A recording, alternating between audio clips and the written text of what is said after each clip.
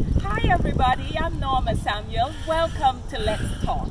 And this is the very first episode of this program, and we decided to do this program because we're homebound because of the coronavirus, and we wanted to come up with a creative way to educate our audiences.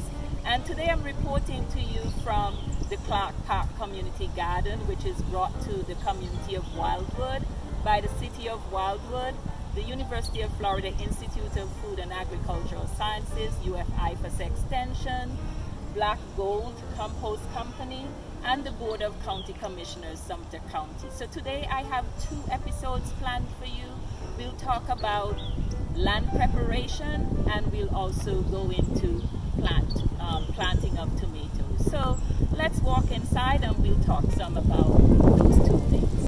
So welcome to Let's Talk Land Preparation. Today I'm with David Ricks, and he is with the City of Wildwood, and we're here at Clark Park Community Garden, and we decided to do the land preparation and everything by ourselves. And so we figured, instead of letting the garden go and not doing anything during this period of time of COVID-19, we will go ahead and plant the garden, so that way, if there's a scarcity of produce, the people in the community will still have some fresh produce available to them. So David is going to show you some of the things that we've done here this morning in terms of land preparation. So we have some raised beds here, and these beds are 16 feet by 4 feet. And we have them 4 feet wide, just so that you're able to stay from one end and reach to the middle, and same thing on the other side, so you don't have to step in the beds. The material that we have in the bed has been donated by Black Gold Compost, and this is, a great partnership we have with them, because they not only provide us with the soil, but they also provide us with the organic fertilizer that we're using here today. So David, if you could go ahead and broadcast the fertilizer. And this fertilizer, we're broadcasting it or sprinkling it across the top of the bed, so that when the plants begin to grow, there's a little nutrients there in the soil for them as we go along.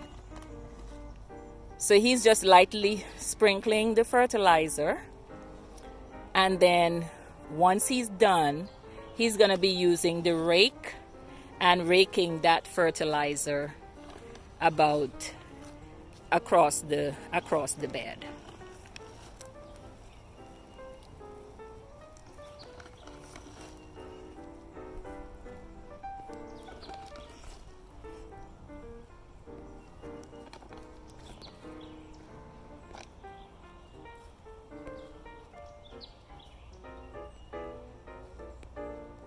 So that's what he's doing there now. He's just raking that fertilizer across the bed.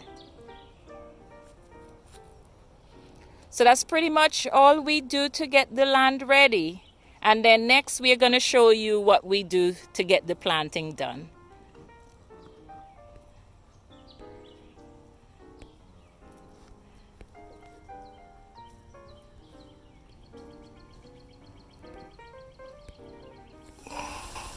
Welcome back to Let's Talk, and in this episode we're going to be talking about tomatoes. It's mid-March in Central Florida, and this is the perfect time to get your spring garden in. And so we showed you already how to prepare your beds, and so in this episode we're going to show you how to plant tomatoes. So tomatoes is a vegetable that we grow a lot of here in backyard gardens. And we have 2 varieties that we're going to plant today. So one is Jet Setter, and Jet Setter is a cherry tomato. And we're also going to plant Bush Steak. And Bush Steak is one of the bigger size tomatoes.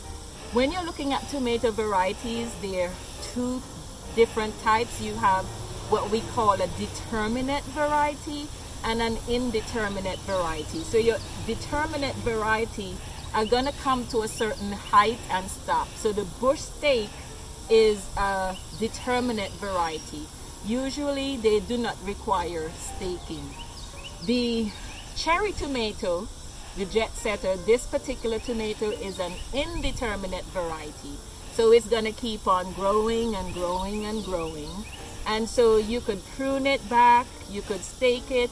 And so we're going to be staking the cherry tomatoes so that it holds it upright. So we'll talk a little about staking in a little bit. So I'm going to show you how to plant the tomatoes, and I'm going to start with the jet setter cherry tomatoes. Usually I like to plant tomatoes deep, and that's because tomatoes have what we call adventitious roots, and so you can see some of it here. And so once we plant the tomato deep, these adventitious roots are going to come out, and so it makes your tomato plant a lot sturdier when you have your tomatoes planted deep. Usually when you're planting plants or transplanting, we usually say plant at the depth the plant is in the pot, but I make an exception for tomatoes just because I want it to have, you know, the adventitious roots coming out and make that tomato stronger. So I'm going to dig a hole here in the soil. I'm going to dig it very deep. And if you like to wear gloves, certainly by all means put a glove on. But I'm not a person that like wearing gloves. I like to touch the soil, so I spend a lot of time, you know, cleaning my nails because I'm always dabbling in the soil. So I'm planting this very deep, and you can see how we have that there. I'm leaving those two together, but sometimes, you know, you can just go ahead and separate them out and get another plant. I like to leave a little, you know, trench around the plant, and so that way when you're watering, if you're hand watering, the water can settle inside there. We have soaker hoses around, so we will put the soaker hose on. So let me select another one, and they're a little root bound. My husband grew these for us at home, and so we started them early. And so I'm gonna trim some of these roots that are, you know, wrapping around with my fingers, and so that way they're not, that way the roots don't continue to wrap around when they're growing. So this is about 24 inches here, so I'm planting them about 24 inches apart. And I'm digging deep again, and I'm getting that down. So see how quick that is. So let me go on the other side.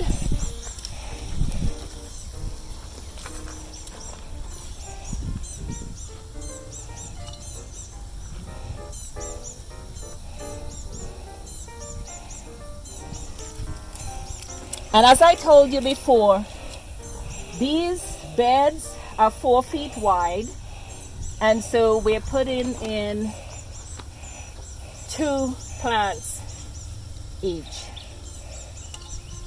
on each 4 foot width.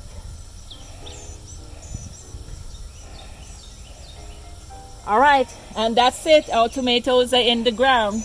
In a few weeks, we'll come back and show you how these are progressing in terms of growth, and talk about how to go about fertilizing your tomato plants, and we'll also tell you about pest control.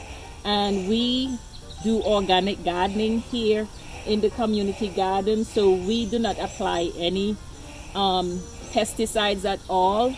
We had the tomatoes in one of the beds on the far end last spring, and so we decided to rotate to another bed. Tomatoes, peppers, eggplants are all in the same family, so they tend to be affected by the same diseases. So we made sure when we were planting, we didn't put eggplants or peppers in these beds. So it's always good to apply your cultural practices as your first defense for pest control. So come back with us in a few minutes and we will show you how to stake your tomato plants.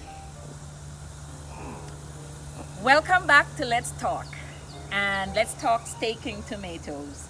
So I have 3 different stakes here, and this one is made from concrete reinforcement wires, and I've had this particular cage here since 2004. So that's when we had the construction boom, and there was a lot of these you could just go around and pick up at construction sites. So my husband did that, and so it's just the concrete reinforced wire, and these are about maybe 18 or so inches wide, and you just join it in a circle and you wrap it with wire, and you have, you know, you allow some extension on it on the ground, and you just stick it around your tomato plants like that. And what I like about this particular cage is that it's very sturdy, and you can put your hand in and reach to harvest your tomatoes. So once this is growing, I really do not have to do anything much again with that. Here I have just a simple stake, and some people use bamboo. This is a plastic stake that we bought at one of the big box stores. We used these last year here in the community garden. It's important that you put your stakes or your cages down when you plant. So that way, once the tomato is growing, you don't have to go back and try to fit it, you know, in the cage or train it to the stake. So we used these last spring here in the community garden, and we also got some tape and or plastic, and we connected them to the stake, and that way we have them growing up. So in most cases we use 2 stakes instead of 1.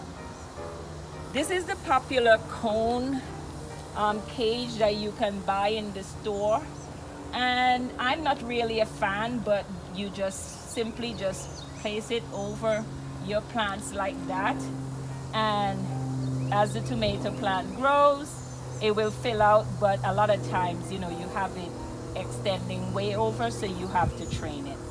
I've seen people do it like this. This is not the correct way to use this cage, because it's gonna come top heavy and it's gonna topple over and your plants are gonna break. So you're putting this part, the stakes, in the ground like that. So our tomatoes are ready. We just have to water them now, and then, you know, we're looking forward to having lots of tomatoes to share with the people here in the Wildwood community. So thank you for joining Let's Talk, and join us again for another episode. Bye.